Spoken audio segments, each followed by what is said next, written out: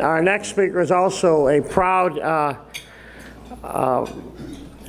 sponsor and advocate of Special Olympics, who we're enormously proud, and he also was there at the 50th anniversary 11 days ago. Ladies and gentlemen, Mayor Rahm Emanuel. Mayor Emanuel.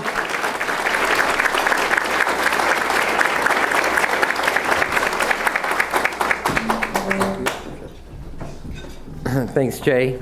I think you all are in for, in my view, not just a real treat, but I think something that's very, very important, very special that's happening in our city, which is our neighborhood libraries that are gathering not only national, but I would say also international recognition for what the work Brian and his staff are doing.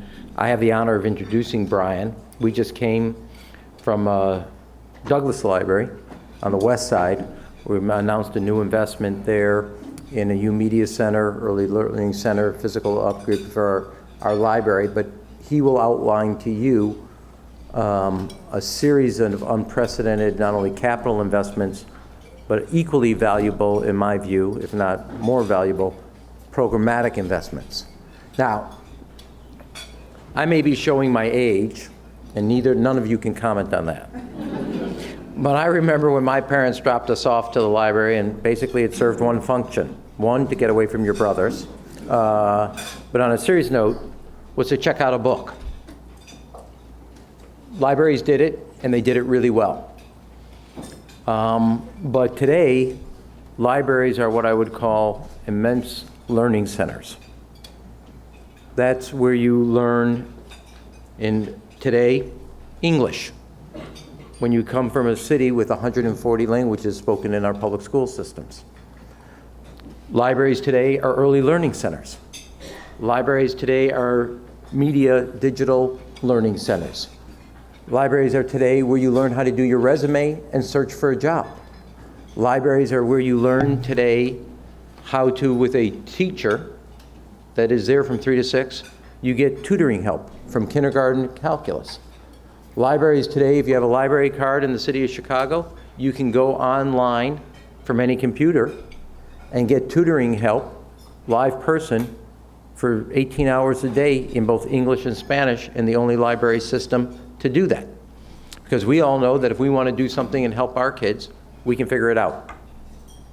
But what libraries today, in the great tradition of what John Dewey talked about, are the great equalizer that make sure that all children have the access to all the resources to have a great future. And not only do they provide all that learning that's going on in a much different way, with technology and the investments we're making that Brian's team is leading, we're doing it in a way that kids can actually not just read about the past, but actually explore the future and become versatile in technology in ways they could not have imagined before. And every effort that we have to, in our education system, in our public school systems, and one of the things I'm very proud about, when I became mayor, we didn't really start our universal education until you were 6 years old.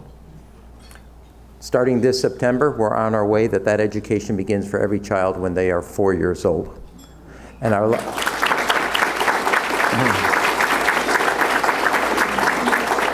libraries complement everything we are trying to do in our schools. In addition to that, they're anchors in our community. I remember when we were building a high school in back of the yards in the city of Chicago, beautiful high school. The community leaders came to me and said, we need a library. I said, well, we don't have the money. But in that conversation, and Brian knows this and every other commissioner knows this, don't ask me to do something and then give me when I have the opportunity to swim. Because I have to, so next morning I called PBC and I said, are we putting a library in the high school in back of the yards? They said, yeah. I said, well, move it from upstairs down to the first floor.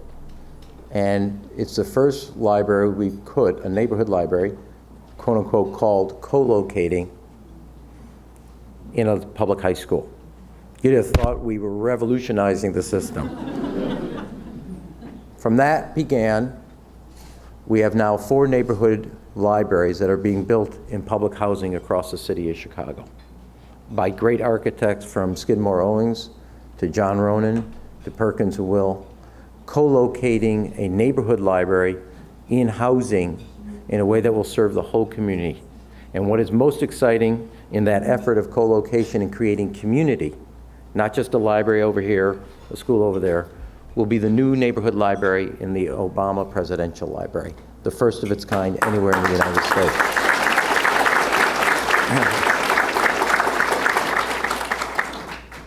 And you should all know when there was, not that I'm competitive, but I am a middle child, that when there was an international review of a German university of all the libraries across the globe, the Chicago Public Libraries was rated #1 in the United States and #3 in the world. And the person that's leading the effort in having us rethink, reimagine how to do what we used to do traditionally in our libraries is Brian Bannon. And I can't think of a better person at this time to lead this effort and to take us to the next stage than the person who has done a tremendous job by calling Chicago home. Thank God he'll never go back to the West Coast now ever again. But you're into what I think is one of the most important things happening in our city and our neighborhoods across the city of Chicago. Brian Bannon, who's leading that effort.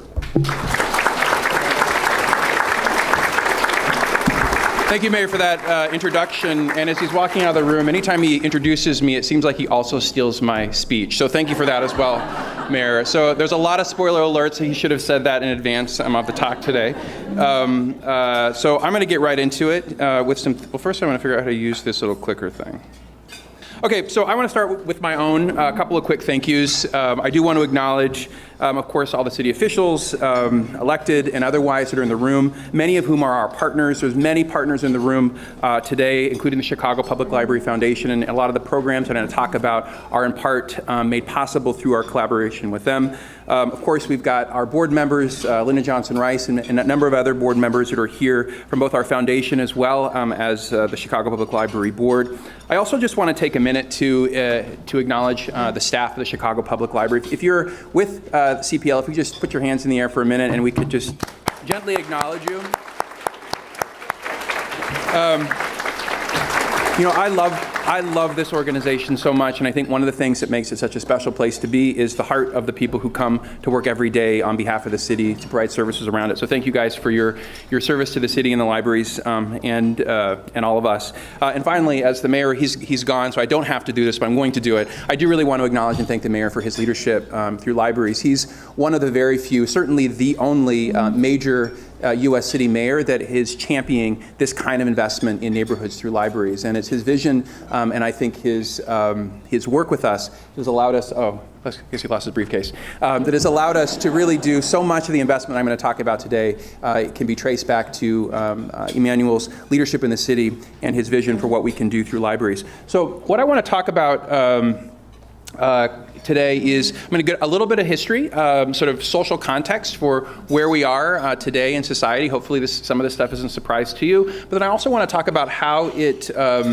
relates to the work that we're doing in libraries, and so how some of these shifts in society have impacted how we think about our work in libraries. And then I want to get right into some of the investments, both the physical and capital investments that we're making, but also, as the mayor pointed to, some of the programmatic work that is made possible through these physical investments. So we think about the world that we're living in today, and you can see sort of from this diagram here that we've moved to a very different space. One, thinking about even my own parents' generation, that we're moving from a time where many of us would have maybe 1 or 2 jobs in our entire career. We're working towards an environment where kids graduating from college today are going to have 10 to 15 very distinct different jobs. This isn't sort of moving up in the same organization. This is likely career shifts that will happen over time. We're also seeing a world that we're moving from global competition, or local competition, to global, and the world that we have to compete in as a society. The way that we even look at education today, it used to be sort of institutional centered. We had formal degrees that were attained, and we're moving to a completely different paradigm in terms of how we think about how we educate ourselves and our communities, that we're much more learner-centered today, we're much more self-directed.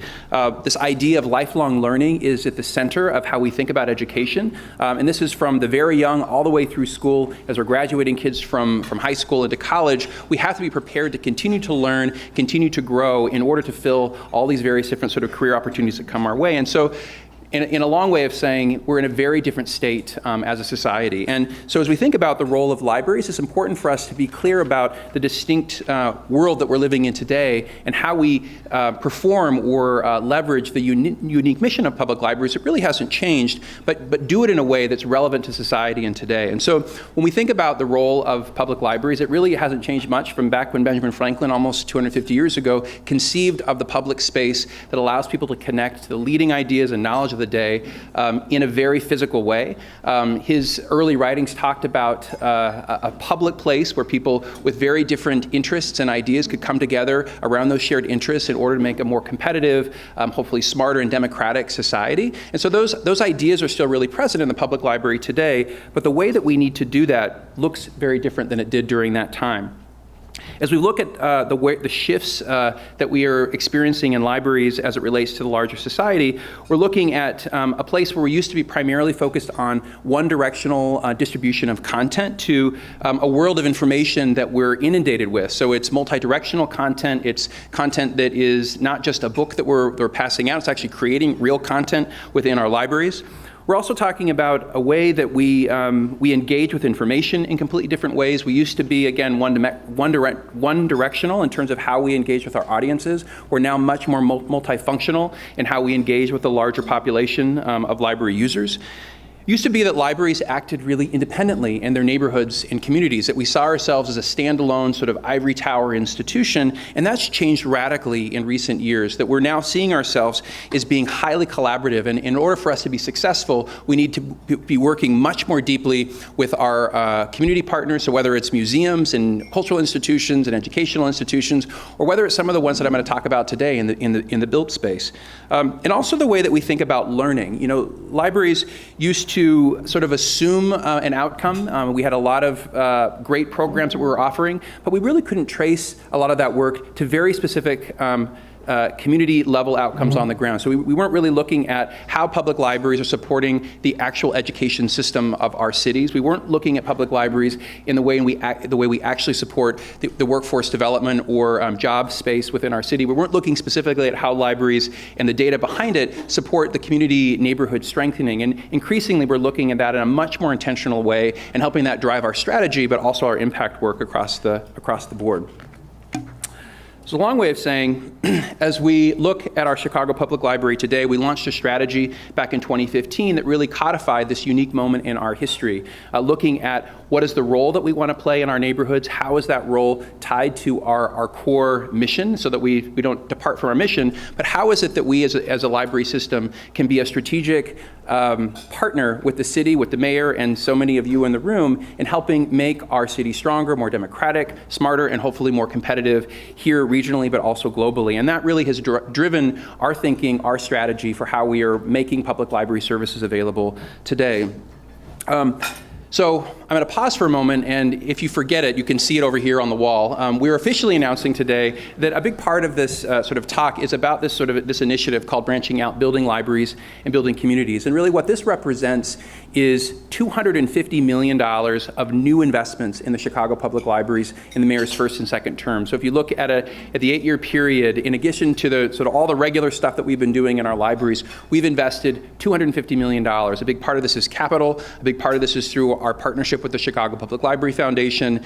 And there's also another piece of this that is about actually just hiring people that are coming into the organization and providing a whole new set of complement of services. And it's a historic investment in our institution. And what makes it even more historic is the kind of investment we're making. We didn't pass some big bond where we're just sort of, across the board issuing sort of new libraries and capital through one source of funds, but we're actually going neighborhood by neighborhood and leveraging sort of unique pieces of capital dollars that are available, partnerships that are available, philanthropic dollars that are available. And by doing that neighborhood by neighborhood, project by project, not only have we built a much more robust system, but we actually have much deeper collaborations, much greater buy-in in the larger system. So it's a little harder than passing a big bond, I think, as many other cities have done. But it allows us to actually, I think, walk our walk in a much truer way and actually have much bigger impact as we're doing it. So I'm going to share a video. Oh, here we go.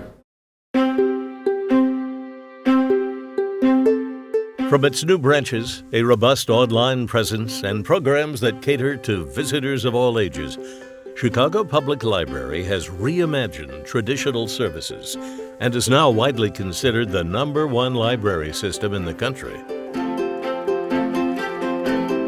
Each of our 80 library branches are critical anchors, serving as social, economic, and learning hubs in communities across the city. Through city investment and innovative partnerships, the library has seen $182 million of new capital projects. Capital investments have included new, award-winning libraries in the Albany Park and Chinatown neighborhoods. Building improvements and branch expansions will enrich communities throughout Chicago. Under Mayor Emanuel's leadership, a truly unique partnership was born between CPL and other city departments. In 2013, CPL announced the co-location of a public library branch on the campus of the new Back of the Yards High School. Last year, CPL entered into a partnership with the Chicago Housing Authority, which will include co-located housing and library developments designed by renowned architects in Irving Park, West Ridge, and the Near West Side. As the city works to continually improve library buildings, Mayor Emanuel has also invested $24 million in people and programs. Children and families learn and explore in innovative early learning play spaces at the redesigned Thomas Hughes Children's Library and 14 additional neighborhood branch locations. Citywide programming for teens and adults encourages career exploration and helps build tech skills. The city and CPL have found an incredible private partner in the Chicago Public Library Foundation. For 30 years, private philanthropy has helped leverage city funding to make critical investments in expanded programming that provides lifelong learning and enrichment to Chicagoans. These combined investments of $206 million have resulted in prestigious recognitions, including receiving the National Medal from the Institute of Museum and Library Services, which is the highest honor bestowed upon libraries. Chicago Public Library is a beacon of innovation and opportunity in every one of Chicago's neighborhoods and serves over 1 million Chicagoans. By 2019, CPL will have updated, expanded, or renovated 20 existing library branches and will have invested in new technology, programs, and services. This is just the beginning. These libraries are vital to our communities, and Mayor Emanuel, the City of Chicago, and the Chicago Public Library Foundation will keep supporting Chicago Public Library to provide more service to all Chicagoans.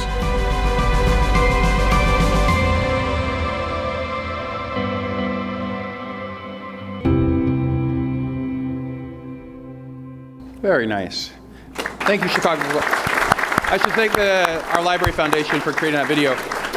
You probably already noticed, if you're good at math, that the numbers are out of date. We're actually adding more and more. So that it talked about a 200 plus million. We're at now at 250 million. And this is only just a couple of months old. So what I want to talk about next is, so the video covers a lot of these pieces. I want to walk through some of the individual collaborations that are allowing us to do really innovative built libraries, but also then moving into some of the programmatic work that we're doing. if you look at the investments that we've made around the city, these investments aren't just in one neighborhood. These are investments across the city, in the north, the central, the south side of the city. And by 2009, we will see 11 brand new branch libraries and renovate 17 by the end of 2019. And what this means is, if you look at our current portfolio, fortunately during the Daley years, Senator Commissioner Mary Dempsey, we actually hit a lot of the libraries in our portfolio. This gets us to almost all of the remaining libraries in the city. And if you look again at the context of Chicago compared to other major U.S. cities, and actually New York is a great example, they had a very public sort of negative campaign actually about the roughly $1 billion in deferred maintenance in their infrastructure of neighborhood libraries. And again, when you look at a city like New York, it was comparable in terms of the size of its library system. Where they're starting out and where we're starting out are in very different places. And a big part of why we're able to do so much of what we're doing today is because of a long sustained history, a long sustained commitment to public libraries in Chicago. And so when we look at this investment across the city, it's huge, and we're continuing with a long tradition of investment in Chicago's neighborhoods through libraries. Now, one of the collaborations that you saw in the video, but also the mayor mentioned, really sort of kicked off this concept, and this is a number of years ago.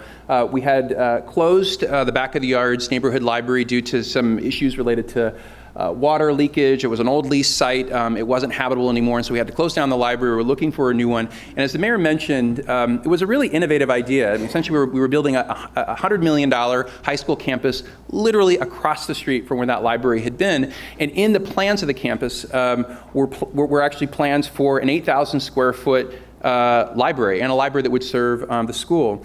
Now, my understanding is that actually that library was intended conceptually to possibly be a public library, but it had not yet been planned as part of the concept. And so the mayor stepped up and said, hey, look, we're going to staff this as a public library. We're going to design as a public library. And actually, Erin Lavin, who was the head of the PPC, who's sitting right here at the moment, said, great. And she was very quick to help us make that change. And so this was the beginning of sort of this new idea about how we might look at leveraging neighborhood assets such as schools and others to co-locate library facilities where it made sense. And so in this particular case, we have a neighborhood library that has its own separate entrance for the community. It's connected to the high school. Obviously, we have a built-in audience of high school kids, but also we have story time and family time. We have a digital media center for teenagers and a whole lot more. Actually, Maggie Clemens, who used to be the branch manager there, who's also here, she's head of one of our districts now, really was the first experiment. And there was a lot that we learned from that, from carpet color to furniture, but there is, and as you'll see along the way, we continue to learn and we continue to evolve. But don't put light pink carpet in a heavily trafficked library. I'll tell you that did not work out well. But the rest of it did, and it really set us off on a new idea. And it also was an interesting sort of insight for us about, it had been a long time since we did a library that wasn't a prototype, and since this was already, it was a prototype school, but it wasn't a prototype library. So we had to think new about the space. We had to think about how we might engage the community in it, and it opened us up to this idea that perhaps we might look at every time we go into a neighborhood, perhaps we design and create a library that's uniquely catered to that neighborhood and geography. Now, I want to talk about what we're doing, and I'm going to get into design excellence in a minute. This led to some other discussions around co-location, and the one that the mayor already announced, we talked about in the video, is this collaboration with the Chicago Housing Authority. We're actually working on 4 different projects, and it's somewhere between 35 and 50 units of housing. But in each of these cases, we've got these beautiful anchoring neighborhood libraries. And as we started this collaboration, sometimes, the mayor comes up with these great ideas and they really work. And I think this is an example of it. And really where this concept came from, if you look at the mission of a public library, I talked about it earlier today about, connecting people to information and ideas to make a stronger, more democratic community and society. If you actually look at the mission of the Chicago Housing Authority, or housing in general, it isn't actually, and I was surprised when I was reading their mission statement, it isn't actually just to provide housing. And in fact, housing is considered to be a piece of neighborhood stabilization. It's about rising old tides. It's about bringing a community together. It's about supporting learning and economic development. It's so much bigger than just the concept of housing. And so as we began to overlay the missions of our 2 institutions, what we realized is this co-location opportunity was really good for both of us. So it wasn't just about financial savings, buildings, actually from a programmatic standpoint, we couldn't quite believe how well we really meshed together. And that led us off from the very beginning. So that the high school, we sort of came in at the very end. In this case, we started at the very beginning and looked at how do our two missions overlap with each other? How can we leverage and lean into the things that are best about housing and the best about libraries to create a benefit that will support the entire community? And that's really where this idea started and where we're going with it. So we have a library that's going in the Roosevelt neighborhood, a brand new library that's also going to Independence Park. One of the things that is so heartening about the story for Independence Park is that this was a community that had a really wonderful, bustling branch library, also a leased facility. There was a horrible fire that basically took down the entire block. The library was part of that block, and while it wasn't completely burned, it was horrible water damage. Basically, everything had to be destroyed. And so we lost our library. And the community was really involved in lobbying for bringing a library service back. But again, in a heavily densely populated part of the city, we didn't have access to capital dollars. And so when this concept came along of being able to bring in both housing and library, the community was just thrilled at this, at this opportunity. And so again, we're going to build a beautiful new library with housing above it in the Independence Park neighborhood and actually bring back a library that had been lost to fire.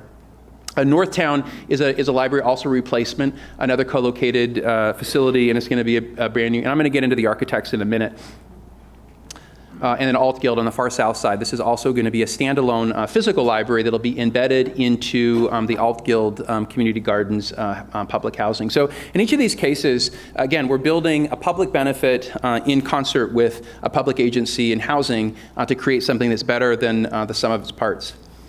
Now, I want to talk about another kind of collaboration. Again, now Erin in her new hat is sitting in the audience again, part of Sterling Bay, but we've got, Mayor already mentioned that we started a collaboration with the Obama Presidential Center, but I want to talk about two new collaborations with private development that we're really excited about.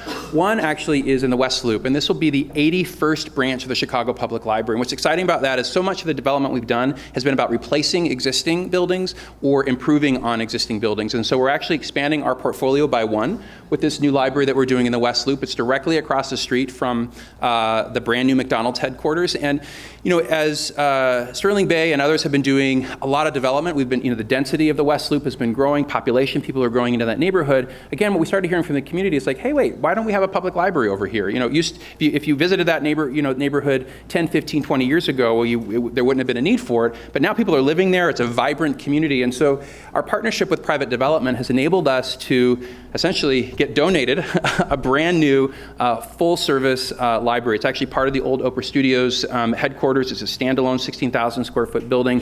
Sterling Bay is donating this to the city and building it out to our specifications. There'll be a beautiful digital media lab, so many of the things that we're doing in neighborhood libraries. But we were able to do this through a very specific kind of collaboration, and it was made possible by a lot of people coming to the table and doing this through a private collaboration, again, as opposed to leveraging city dollars or doing it through sort of other means that we had done before. So it took a lot of time to figure it out, but here we are getting ready by the end of this year to open it. The other project, The other project that I want to mention, the mayor already touched on this, but what I think is so exciting about this collaboration with the Obama Presidential Center is, actually I see Andrea Steins, who was most recently at the library, now at the Chicago Community Trust as the Chief Operating Officer. But Andrea and I started talking with the Obama Foundation staff about a year and a half ago. And as they were coming to town, they were looking at sort of this idea of how can the center come to the city and send a different kind of message. Presidential centers typically are very inwardly focused. They typically have a strong archival component. Oftentimes they're big sort of vanity projects of past presidents. And I think that President Obama wanted it to be very different than that. He wanted to send a very different message. He wanted it to be very public. He wanted the community that are living immediately around it to feel that presence of that institution was there for them. And so they started talking with us about how can we learn from what a public library is doing and incorporate some of those values, some of those ideals within the center. And we had a series of discussions. We showed them our programming, went out to neighborhoods, and at one point, a member of the foundation team said, we keep talking with you guys about how we can replicate what the public library is already doing. Why don't we just invite you in as a public library and do what you do well. And we sort of looked at each other and like, oh, well, maybe we should do that. And so we did a feasibility study. We looked, and actually this is a community that did need a new neighborhood library. It actually will be our 82nd branch library. And what's been really exciting about this collaboration is that as we've looked at the evolution of what public libraries are and can be, it allowed us to have these early conversations with the center. It allowed us to come to this idea. And when we open this branch library, what's going to be really exciting about it is it'll be blended into the center. So it'll have its own roughly 5,000 square foot sort of footprint of library services, but it'll be integrated in the larger center. And so there are big performance halls and recording studios and a lot of the fancy stuff that they're going to be doing in this, I don't know, $700 million. I have no idea how much the whole thing is going to cost, but like way more than we would ever spend on a library. We'll have access to that, and the public will have access to that through the Chicago Public Library. And so to me, what I think is so exciting about this new development is that they're coming, that the Obamas came to town and they saw something that was already working in our city, and rather than trying to replicate it or recreate it, they're working through it. And I think that that is a new way that we're thinking about our public libraries. And when I talk about some of the collaborations that we have with museums in town and some of the others, that's really how these collaborations are working, as people are using us as an artery to reach neighborhoods and using the values and the mission of a library to do it. And I think this is just such a great example of how we're doing this through libraries today. So, but I also want to touch on some of the other capital that we're doing. These are done, again, very piecemeal. We actually announced this morning, as the mayor mentioned, a brand new investment in the Douglas neighborhood, but we're making investments in Austin. We have a new a major library project for the Chicago Bee. We're opening later this year the library in the Chatham neighborhood, the Whitney Young branch, and that's probably like 6 or 7 different sources of funds and different people that we're working with to fund it. The Merlot Library in Lakeview, Carter G. Woodson Regional Library just reopened this year. Beautiful regional library with a completely new skin and completely reimagined library space. So all this is to say is that we're making huge investments in these neighborhoods, and we're using all the various different tools at our disposal to do it. And across the city, everyone is benefiting from this. So, on to some of the design work that we're doing. Now, the mayor didn't touch on this, so I'm going to do this for him, is he really has pushed us to think in a new way about how we design civic space. And again, it started with this Back of the Yards library, but it moved very quickly into cascading across how we look at library design in our city.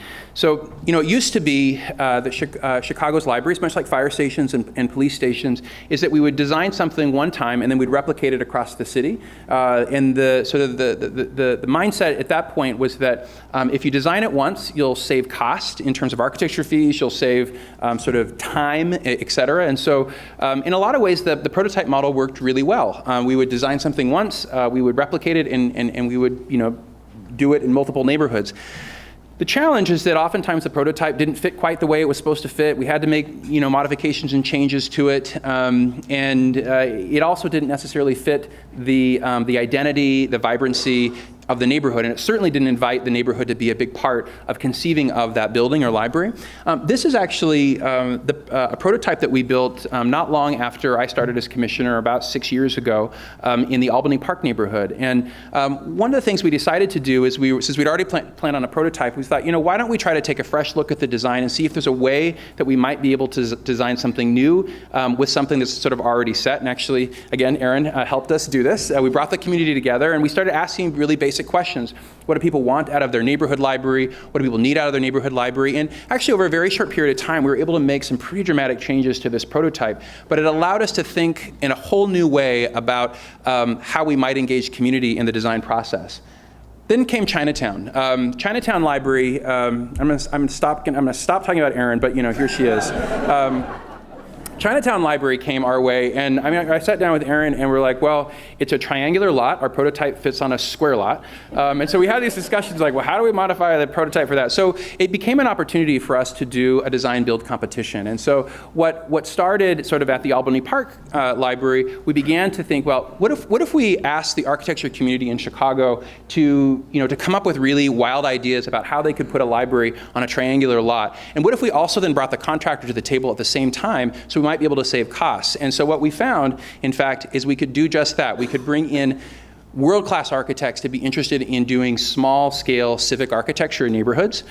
We could bring in contractors early so we could manage costs, and we were able to build the Chinatown Library, which is now, I think, won more civic awards than any other public building in the city. And this is just a 16,000 square foot library in the Chinatown neighborhood. We were able to get an incredible bank of architects that bid and built this beautiful new library. And by the way, the community was heavily engaged in this process, the identity of the neighborhood. We actually had a feng shui expert that worked on it. So, it was a very different feel when you go into this space. It connects old and new Chinatown. It fits nicely on that triangular lot because it's an oval. And again, this allowed us sort of this next evolution of design excellence. The Thomas Hughes Children's Library that we opened last summer, again, another evolution of that. We worked with Gensler to help us design that project. And then moving back to the projects that you've already seen, this early work of thinking about the importance of strong design and civic architecture and bringing in leading architects to help us think about designing these civic spaces, that work that we did early on has led to these beautiful new projects that we're doing now around the city. These are also design competitions that we've led, and we have really incredible architects that are a part of these projects and so many others. STL, Gensler, Koo & Associates, SOM, Jackson and Harlan, Tom and William Telson, BLK, I mean, so many, Ronan architects, the folks who do the Riverwalk are working on our library. So this kind of heart and soul that these architects are bringing to our neighborhoods, we're gonna see benefits to come for generations. So, in my final moments, I want to power through just a few cool things that we're doing. I mean, it's not just about building beautiful buildings, it's about actually the work that we do in our neighborhoods. A number of years ago, we reconceived our summer programming for kids. It used to be roughly 50,000 kids participated in our summer programs. Now we have a summer program that's roughly over 100,000 kids in combination with the parks and others. But what's exciting about our summer programming is that it's actually driving real change in our communities, that kids who are participating in our Summer Learning Challenge are seeing 15% gains in reading and 20% gains in math and science as a result of this redesign. We have a collaboration with the University of Chicago that's allowing us to track kids. So getting back to this trend or shift in public libraries, providing really fun programs is obviously important, but actually providing programs that's driving real educational outcomes is even more important. And so not only are we reaching more kids, we're reaching them in a much more intentional way that's driving real impact and educational gains. Similarly with our homework help program, all these programs, by the way, are supported by our Library Foundation.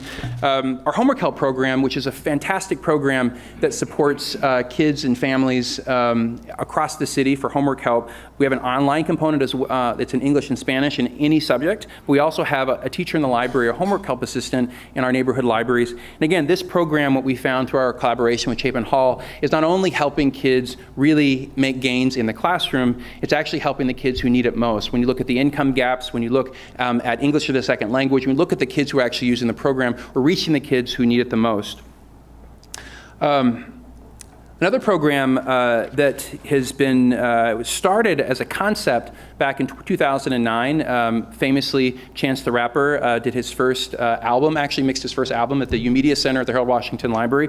This concept started as an idea that we would create a digital media space for teenagers, recording studios and fancy equipment and technology, but basically just a fun place for teens to hang out, with the idea that they'd be able to stumble upon opportunities that they might connect them to post-secondary outcomes. And what we're finding is this program is doing just that. Again, we have some famous celebrities that have come out of this, but we have some less famous celebrities that are actually going on to college and actually following their dreams in the same way. And it's this kind of work that we think is so critical to the role of libraries. And by the way, this U Media Center that we did at the Harold Washington Library back in 2009, by the end of 2019, we'll have 22 of them around the city of Chicago.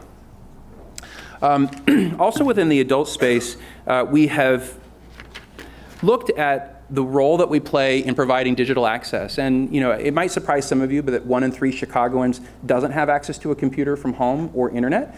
So still in today, where we all have these different devices and multiple access points online, that isn't the case for everyone in our city. And so the library is the largest provider of free public technology in the city, and the vast majority of people who are using Chicago Public Library for that access are looking to communicate, they're looking to do email, et cetera, but most of them are actually looking for jobs, creating their first resume, looking looking to get online, et cetera. And so a number of years ago, we started to rethink this program, not as a true workforce development program, but really as an on-ramp to the workforce ecosystem. And just within the last couple of years, we started actually tracking people who were getting jobs as a result or self-reporting. And so we're thrilled that a program like this one that has one-on-one computer support where people can learn how to use a computer, create their first resume, and then actually get online and apply for a job, that's happening through our libraries, and people are getting jobs as a result. Let's see. I'm going to skip over that one and move into questions. Oh, actually, I'm not going to skip over that one. I think that's actually really cool because I do want to take a minute to actually acknowledge Comcast. One of the things that we've done I have a 3-minute, okay, good, so I can talk about this. A few years ago, we did an experiment. It was supposed to be a 6-month pilot where we we created basically a maker lab, or maker studio, 3D printers and CNC milling machines and a lot of stuff as part of the maker ecosystem. And we tried to close it 3 months later, and we couldn't. And because there was such a demand in the city, we were so surprised by it, for people who just wanted to tinker and play with this advanced technology. And so rather than closing it, we've continued to invest in it. And we just announced with Comcast just a few months ago, the Internet Essentials program, that we're actually going to be in a number of neighborhood libraries, 3 neighborhood libraries, taking this concept of manufacturing and making and bringing it to our neighborhoods in the form of studios. So things for teenagers as well as adults. Again, looking at the advanced technologies that are out there, so not just sort of basic computing, things like green screens and virtual reality and all the various different things that will support sort of the creative and workforce ecosystem of the city. We're making those things available through our libraries. And it started with a very simple pilot at the Harold Washington Library, and it's now extending through our neighborhood. So all of these things cumulatively, we're able to do this because of an investment that we've made in our infrastructure, and a lot of this we've been able to do because of the deep collaborations that much of this investment has required. And as you look at Chicago in comparison to our other cities, certainly there's interesting stuff happening in libraries across the country and really around the world. But when you look at sort of what's the heart of what's working well in Chicago, and when you look at the heart of what's working well in other cities, it often goes back to collaboration, it goes back to a fierce focus on neighborhoods and community, and it goes back to investment. And I think that we should all feel really proud of the kind of investment that we're making in Chicago, whether it's through the city or whether it's through our private philanthropic community. All these investments are paying off and making our city stronger, more vibrant, and hopefully better connected, democratic, and safer, and competitive. So with that, thank you, and I'm done.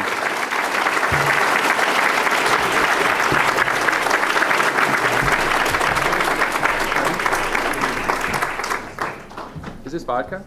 It is. However, you're on the clock, don't forget. Okay. It's water. It is water. I am on the clock. Michelle? Folks, on your tables, you may have found some 3x5 blue cards. If any of you have any questions that you would like to ask of Brian, write them down. Our staff will collect them. And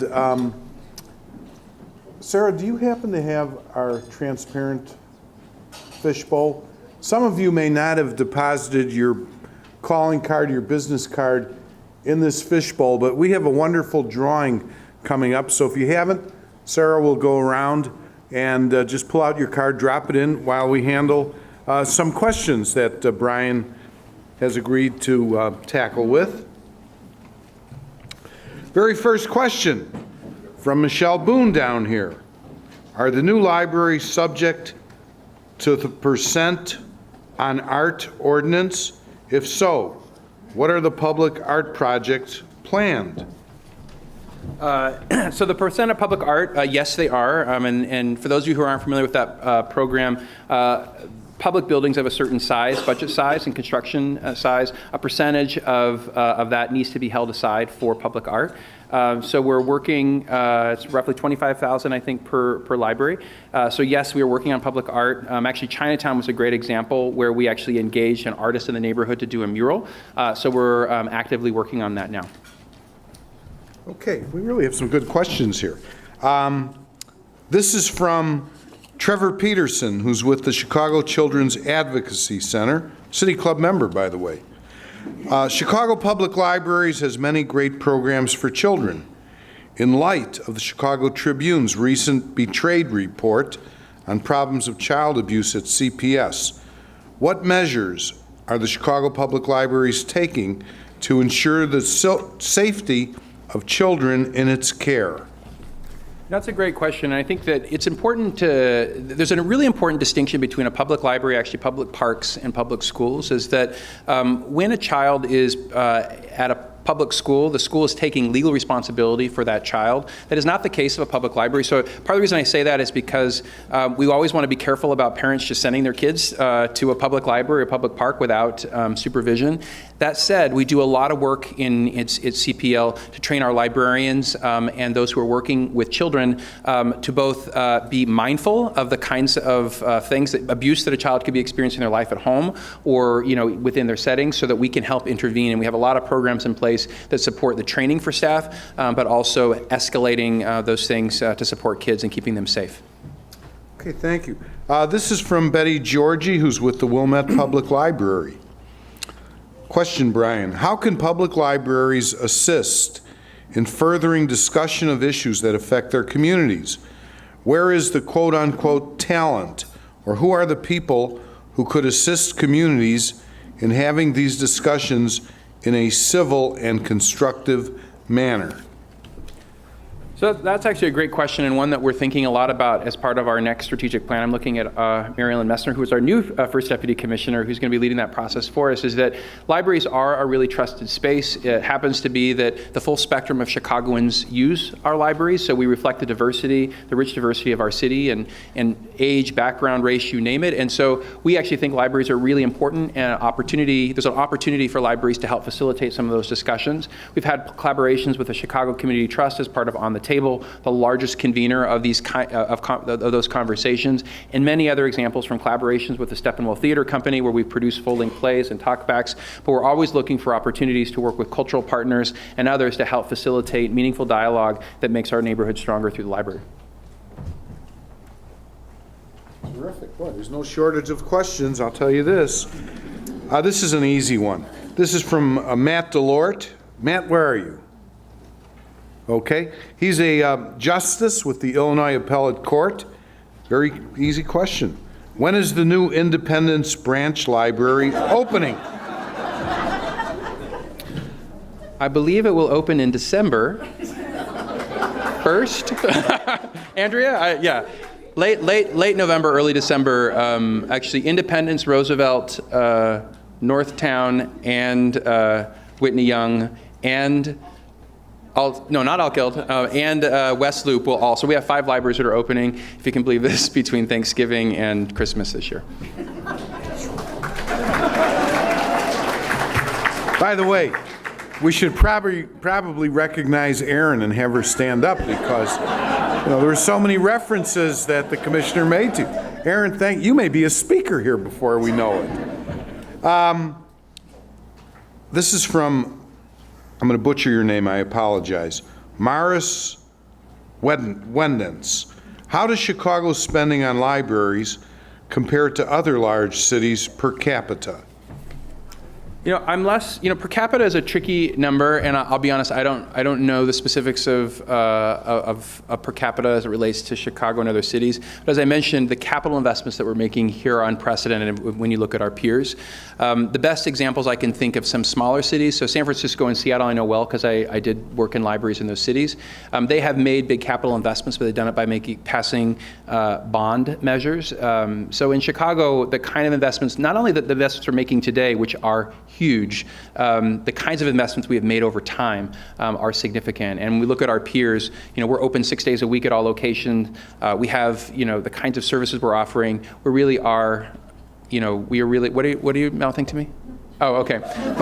Andrea Telly, I didn't know if she was saying, am I lying? No, just kidding. Is that we're making big investments in Chicago as compared to other cities by every measure. Yeah, and Andrea and Aaron both thought they were being invited to a free lunch. You didn't know you were going to be put on. Okay. You just mentioned 6 days a week. This is from Mark Lovelace, who's the Cook County Committee on Social Innovation Director. Will any of these changes include an increase in library hours? And what's happening with Bessie Coleman other than the Bessie Coleman Drive out by O'Hare? So we don't have plans currently to increase library hours, but we are dramatically increasing services that we offer through our neighborhood library. So 6 days a week is a lot. We've talked about adding hours. Certainly we've had these discussions. I feel like I'm at a city council meeting all of a sudden. Alderman, I appreciate your interest in library hours. So, I mean, obviously library hours would be great, but for us, what's more important is that we're providing really high-quality services, and that's really where we've seen expansions. And I think just as a side note, as we've added all these new libraries to our portfolio, we've added more staff too. And so as we've added, new investments in teens, we've hired, when I started as commissioner almost 7 years ago, we had 0 staff committed to teens. We have close to 50 now. So we're making big investments in the people and programs, but not necessarily, we don't have any plans right now to open additional hours. Great. Okay, this is from Donald Hubel, who is a CSI certified safety inspector. I'm a member of the public library for decades. Why not have library free delivery through the post office for handicapped people, senior citizens, where it's hard for them to travel? That's a great, we actually through the State Library of Illinois, we actually do have a program where you can have a books by mail program if you're visually impaired. It would be interesting, we could look at the possibility of logistics for delivering to home, but right now we don't have the capacity to deliver to all locations, but something to consider. But definitely there is a program if you're visually impaired to have books delivered to you, or if you're homebound to your home. Okay, we've got a few last questions here. This is from Laura Hayes. You probably know her. She's the vice president of the CPLF Associate Board.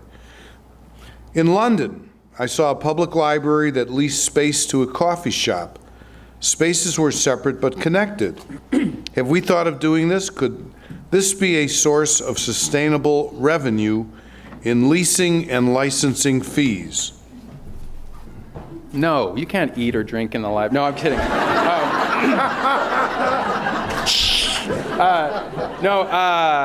Yeah, you're not allowed to talk, you're not allowed to eat, you're not allowed to drink in the library. No, actually, I think that's a great idea. And definitely cafes and libraries have been popular, they've ebbed and flowed. Actually, CPL used to at one point have a cafe. It unfortunately failed. It went out of business.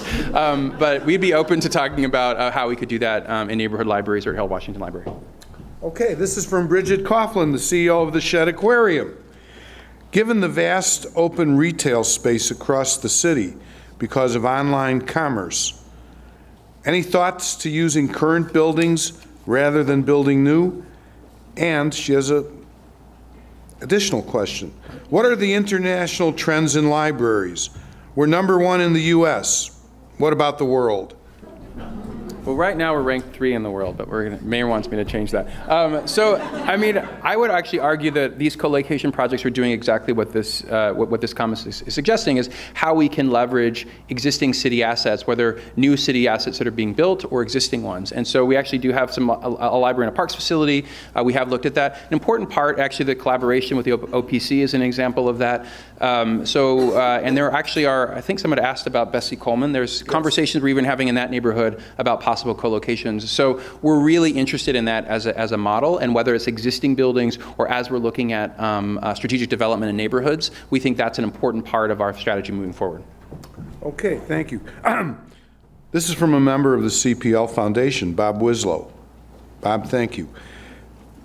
Buttering you up. After your terrific presentation, I am sure the entire audience would like to know how they can help our library continue to grow. Robert, thank you. If you'd like to write a check to the Chicago Public Library Foundation, see Bob Wislow following the lunch. No, I mean, actually, our partnership with the foundation is incredible, and again, I mentioned it during my remarks. But so many of the programs that we offer are made possible through private contribution, and so I really do see Bob after if you're interested in getting involved, or Tom, or Darcy, or some of the other folks who are here from the foundation. Okay. Final question. This is from John Bracken with the Digital Public Library of America. Yeah. We've been giving you all these easy questions to answer. I'm his board president, so you are? I'm gonna ask the nice one. This is what he asked. What has been the most difficult thing you have had to stop doing? What's the most difficult thing I've had to stop? I keep trying to stop doing. No, I'm just kidding. I'm not going to make that joke about. Actually, we have a lot of buildings that we're trying that we keep planning. But I think probably the hardest thing to stop doing. It has to do. There's a lot of programs that we've offered for years that we seem to love in our hearts, but aren't necessarily driving the kind of impact that we've always said. And like when we went from doing a summer reading program to a summer learning program, there was a lot of loss that went with that. I mean, even though we're focusing on reading for sure in our new complement, we had to completely throw out the approach that we'd done in the past. And there's lots of examples of how we've had to do that along the way. But that's a great question, John. Thanks. And I want to just end, because I know that we're at time. I want to thank okay. the City Club for welcoming us, the Chicago Library here, and all of you for coming out today to hear about libraries. And with that, I think we are done. Yes? No, we have no.